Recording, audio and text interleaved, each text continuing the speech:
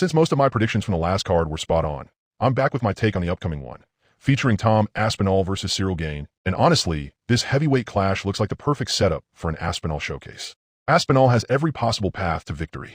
He can knock Gane out, he can submit him, he can out-grapple him, and he's just as fast. His jiu-jitsu is on another level. A lifetime of training, teaching, and perfecting his ground game has made him a nightmare for anyone the moment the fight hits the mat. If Gane gets taken down, it's over.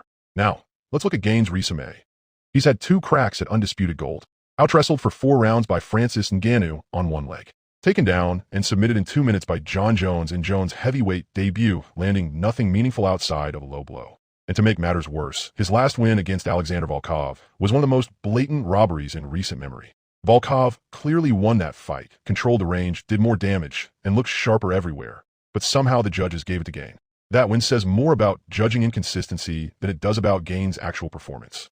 Another thing people overlook is that Gane doesn't really have that one-shot knockout power like Aspinall.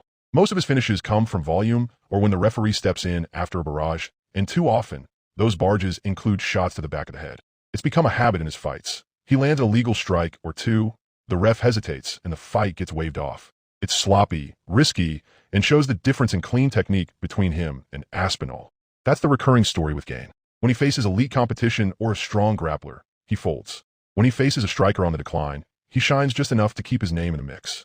Even his big wins haven't aged well, beating an old Junior Dos Santos and knocking out Tai Tuivasa, who's now lost 4 straight and looks out his depth. Meanwhile, Tom Aspinall has been storming through the division, finishing guys in the first round and making it look effortless. He's fast, powerful, composed, and fights with intent. There's a real sense of hunger in him, something Gane just doesn't show anymore.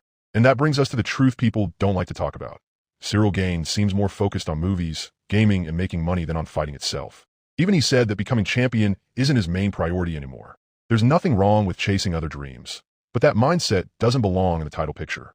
It's not good for the UFC, not good for the fans, and not good for the division. That's why this fight matters more than people realize. It's not just about who wins, it's about what kind of champion the heavyweight division deserves. Aspinall as champion reignites the division.